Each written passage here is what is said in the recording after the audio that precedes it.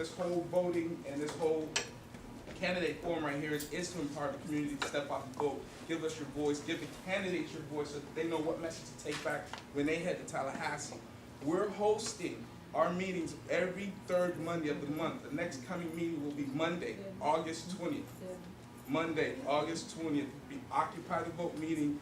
The Urban League is now a third-party registered vote, and we will be kicking off that campaign to help assist in empowering our community. Thank you. Thank you.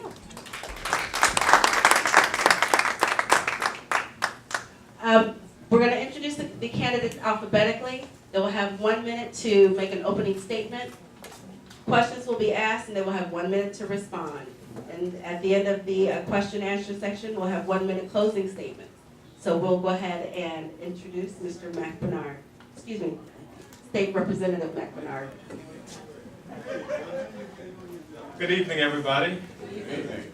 My name is State Representative Mac Bernard, and I'm really sorry that I'm late, so I tried to get here as soon as I could. But I'm so happy that the Urban League is hosting this event with the Black Village Voices. I think this is the first debate that you're hosting. So I'm really happy and excited to be here.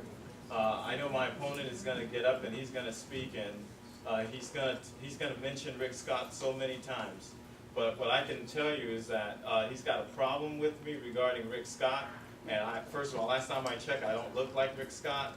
And he's going to mention Rick Scott a bunch of times. So please get ready. This may be the Rick Scott show. But what I can tell you, in Tallahassee, my opponent believed that he said that I was the whitest Democrat that in the House. What I can tell you, Mr. Jeff Clements, I am not the whitest member, and if you think that I'm the whitest member that you met, what if you thought that I was the blackest member? What would you do? All right? And you keep on comparing me to Rick Scott. I don't look like Rick Scott, and you probably look closest to Rick Scott. So I'm really happy to be here, so we're ready to set the stage. Thank you. State Representative. Hello. Thank you all. Thank you all so much for having me. I am State Representative Jeff Clements. I'm a Democrat out of Lake Worth. I'm former mayor of the city of Lake Worth, and I represented Lake Worth and the south half of West Palm Beach in the Florida legislature for the past few years. I'm originally from Detroit, Michigan. I made my way to Florida in 1997, so I've been here for 15 years now, and represented the city of Lake Worth as its mayor for 3 years. I enjoyed that very much, got a chance to meet folks and really do some good work in my community that I'm very proud of. And help bring business and jobs to the city of Lake Worth. And then was able to be elected to run for the State House in 2010. Went up to Tallahassee, and I was immediately made the Deputy Policy Chief of the Democratic Caucus and the ranking Democrat on the State Affairs and Government Affairs Subcommittee. I've spent the past couple of years working for working class folks, and every Democratic-leaning organization that has endorsed in this race so far has endorsed me. That includes SEIU, that includes AFL-CIO, that includes the Teachers Association, that includes the Voters Coalition, it includes the Palm Beach County Human Rights Council, Equality Florida, and all the other Democratic-leaning organizations in this race. And I'm very happy to be here. Again, Jeff Clements. Thank you so much. Thank you, Mr. Clements. Mr. Bernard, can you tell me the most difficult situation as a state rep that you had to encounter, and what action did you take, and what were the results? Thank you very much. The most difficult situation for me is I sit on business and consumer affairs, and we have 8 black business investment corporations throughout the state. And the black business investment corporations, what they do is they loan money to startup businesses throughout the whole state of Florida. And I know last year, sitting on TED Appropriations, the chair of that committee decided that he was going to defund them to $0, which they had the previous year we had worked for them to get $2.5 million. It was around $2.475 million. And then he made the decision that he wanted to zero them out. And what I did was I had to continue to work with the chair, which was Mike Horner, to work with him to make sure that we can get that we got $2.4 million back in the budget, but this was something that I had to continue to work with him to make sure that I can prove to him the governor that this was important for the black businesses to start the black businesses. Thank you. Thank you. You pass it Thank you. I think the most difficult situation that we've had to face as Democrats in Tallahassee is fighting against the bad Republican agenda that's up there. And I'm talking about House Bill 1355, which made it harder for people to vote and harder to have their votes counted. It was a clear instance of the governor and the Republican Party going at Democratic voters, and specifically minority voters in the state of Florida. I was entrusted by the Florida Democratic House Caucus to be the lead on that particular issue in fighting against that bad bill. And we worked night and day to try to make sure that we could ensure the integrity of the people's vote in Florida. Unfortunately, Republicans do dominate the House of Representatives in Florida right now, and there are a lot of bad bills they're passing. House Bill 1355 was another one. The mortgage foreclosure bill that they tried to pass here in Florida was another bad one that even had Democrats voting for it. The bill that passed $800 million worth of corporate tax cuts while we're cutting funding to education. Both those two bills, the mortgage foreclosure bill and the corporate tax cuts, were voted on affirmatively by my opponent. I voted against them. I think those are the kinds of things we need to be fighting against. Thank you. Thank you. You're passing the resolution. Thank you. As a new Senate member, what strategies will you use to influence leadership in order to accomplish your campaign objectives? Well, look, there's no mistaking it. I mean, Tallahassee is dominated by the Republican Party, and they can do whatever they want to do whenever they want to do it. So we really need to do two things. We need to be fighting against them when bad bills like that mortgage foreclosure bill come forward. We need to be fighting against them when they're trying to do giveaways to corporations while we're cutting funding. But there are opportunities where we do have the ability to be able to work with the other side of the aisle, and we need to make sure that when we get that opportunity, we take advantage of it. The way that I do that is by working to amend other Republican bills to make them better. And I was able to do that with some of the most conservative members of the Florida House last year. On the energy bill, on another bad elections bill that they were trying to move forward that we were able to amend and make a positive bill as opposed to a negative bill. Those were put forward by two of the most conservative Tea Party-ish members of the Florida House, and because of the work that I and others were able to do, we were able to amend those bills to make them better. So there are opportunities that you need to use to fight against bad bills, and then there are opportunities you need to use in order to be able to come together and try to do good things for the community. Thank you very much. Well, I in the Florida House, I've been in the House for the past 3 years. And in the past 3 years, I've gone to Tallahassee and I've passed bills and I've tried to bring resources down to the district. It's really important for you to bring money down to the district. So for the city of Revere Beach, we've made sure that they receive money in the TED appropriations budget. Last year, they received $3 million. Last year, they received $500,000. My opponent has mentioned the issue regarding the corporate tax break, but I think he needs to go back and check his record to see that he voted for that bill. So he needs to go back and check that record.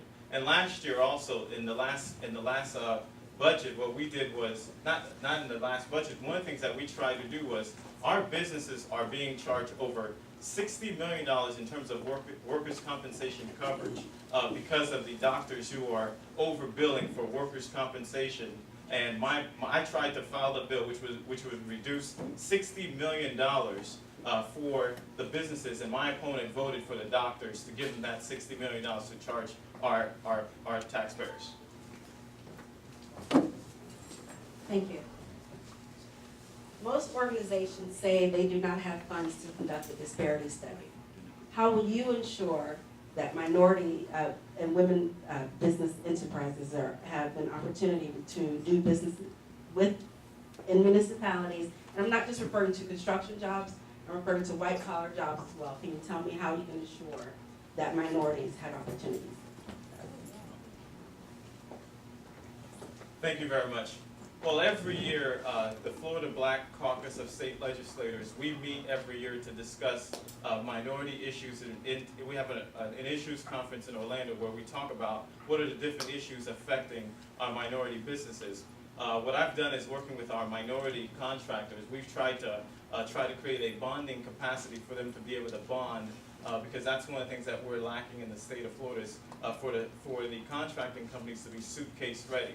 So this is something that we're working on constantly, and we're going to continue to do that from the caucus perspective, and that's something that I will work on in Tallahassee. Thank you. Excuse me, State Rep. Can you also address white collar jobs as well? What else can we do for white collar jobs, things that are not just based in construction?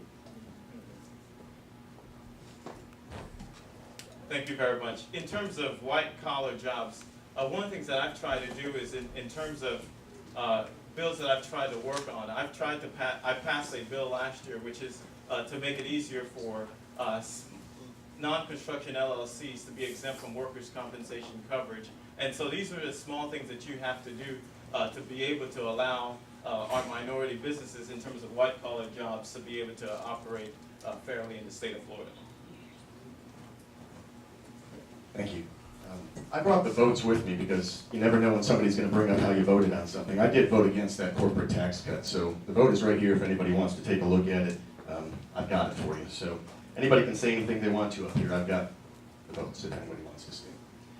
Let's talk a little bit about making sure that we're finding ways for minorities to find jobs and work in the community. When I was the mayor of the city of Lake Worth, we made sure that when we bid out large jobs that there were minority contractors involved in the bidding. I was awarded just this past year the National Association of Minority Contractors of South Florida Legislator of the Year Award for my work in trying to bring work to the minority community here in South Florida. And transportation especially is an arena where we need to make sure that we're creating these opportunities. And I think if you ask the contractors in NAMC who did that, they would tell you that the reason they gave the Legislator of the Year Award to me is because I worked hard on it. In terms of the white collar jobs that you're talking about, you know, the problem is making sure that we're giving a good education to folks. I mean, let's be honest. We're taking money away from our education system and sending it over to private schools, and then we're also cutting funding to our university system. Now, did you want me to shoot time up? Okay. Thank you.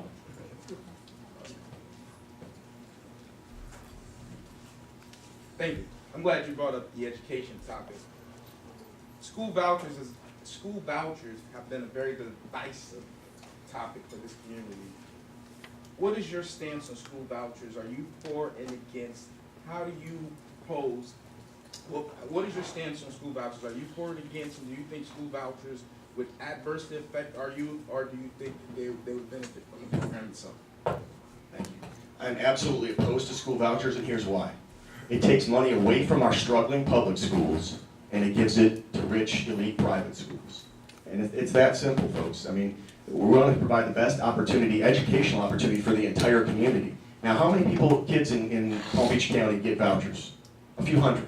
There are 165,000 students in Palm Beach County. So what we're doing is we're taking hundreds of millions of dollars away from our public school system and giving it to these elite private schools. That's not providing the best opportunity for everybody. That's providing opportunities for a few kids. That's not what I'm about. We need to fully fund our public schools, stop giving away corporate tax breaks to big companies, and make sure that we're properly funding our public schools. There's not even a real public high school in Revere Beach. That's wrong. That's wrong. We need to have real public schools that are properly funded here in the community. And we're not going to get there if we keep voting to take money away from our public schools and give it to private schools.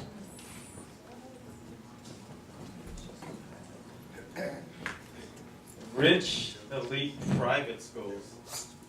First of all, you know, I just left Stony Brooks, and those parents who were there, we have 14 families who are affected, and there's 19 kids who are right now staying in a hotel. And let me tell you, if those 14 parents come to me and they tell me that the public school system is failing them, and they have an F, and they're in an F school system, and they need another option, then my goal is to make sure that I give that parent as many options as possible. If it's in the public school system, yes. If it's a public charter school, yes. If it's a charter school, every which way that we can give that parent an option who wants to get a good education, that's what I'm going to do. All right? And that's what I believe in. Because we have a lot of our kids, a lot of our students in this community are using the tax credit vouchers. And they're black kids, they're Hispanic kids who are using that. So these are not elite schools that are using these tax credit vouchers. These are our kids that we're trying to give them a good education any which way possible. What we need to continue to work on is to make sure that we increase the graduation rate among African American males. We need to make sure that we reduce the suspension